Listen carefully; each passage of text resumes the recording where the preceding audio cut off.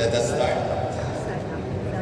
We, the undersigned members of the City Board of Canvassers, do hereby certify under oath that we have duly canvassed the votes cast in 519 cluster precincts for the candidates therein for mayor in the election held on May 12, 2025. That after such canvass, it appears that Vico Soto garnered 351,392 votes.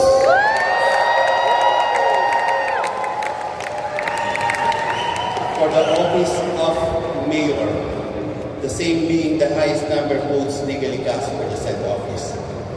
On the basis of the foregoing, we hereby proclaim the above-named winning candidate as the duly elected mayor of Pasig City.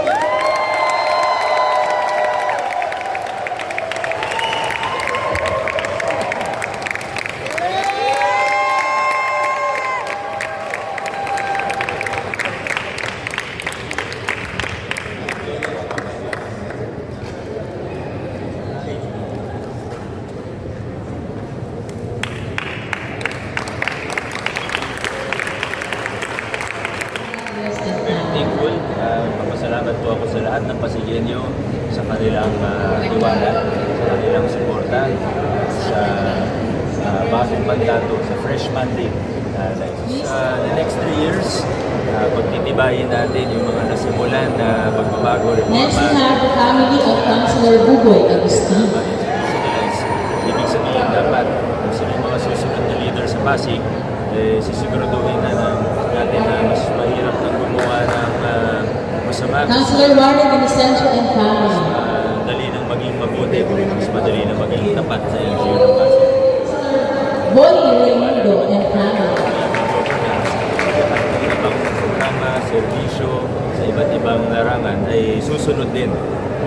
Gaya ng nakikita po natin dito sa Pasig, hopefully, nagbubunga yung mga pinaghirapan natin, yung mga pinaglaban natin na pagbabago. Pero yun nga po, gaya po ng sabi niyo, sir, napakaiksi lang ng 3 taon. Sa totoo, napakaiksi ng 9 na taon ng maximum. Next, we have Councilor Ryan Enriquez and family. Yung pangpangatagalan, maging sustainable sa pamamagitan ng pag-institutionalize ng mga ginagawa po natin.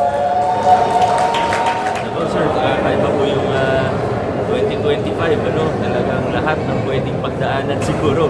Pagdaanan namin, lahat ng pwedeng ibato, lahat ng pwedeng kwentong i-invento, lahat, pero siguro, sa laban na ito ngayong 2025, ipakita po natin na ang tao ayaw na sa tradisyonal na politika, ayaw na sa siklo ng korupsyon at maduming politika, ayaw na ng mga lumang kalakaran, gaya ng vote buying, ayaw na nila ng lumang kalakaran, gaya ng kickback sa gobyerno, gusto nila ng makabagong politika, makabagong pag-gobyerno, at handa silang suportahan ng mga kandidato na magpapakita.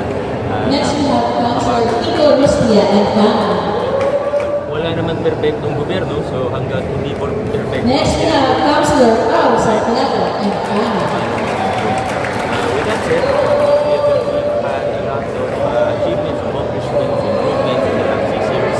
Whether we look at healthcare, towards the implementation of the universal healthcare law, maraming improvements sa mga hospital namin, hanggang sa primary healthcare, sa housing, laki ng progreso, pati hindi lang sa vertical project. Next, let's have Councilor Sa lahat, Volta de los Santos and family.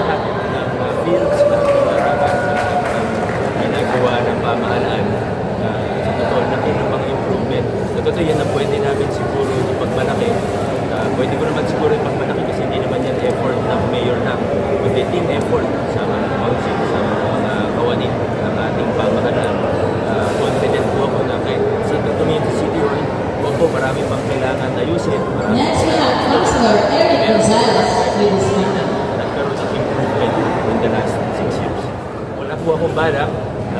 And lastly, we have, let's have Councilor Paul Sinoga and family. Kaya sana, hayaan niyo po ako ng mga tao na magtrabaho.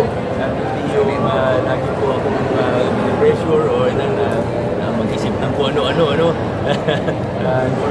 magtrabaho po tayo. Every day, let's take it one day at a time. Let's do the best where we are right now. Focus po tayo.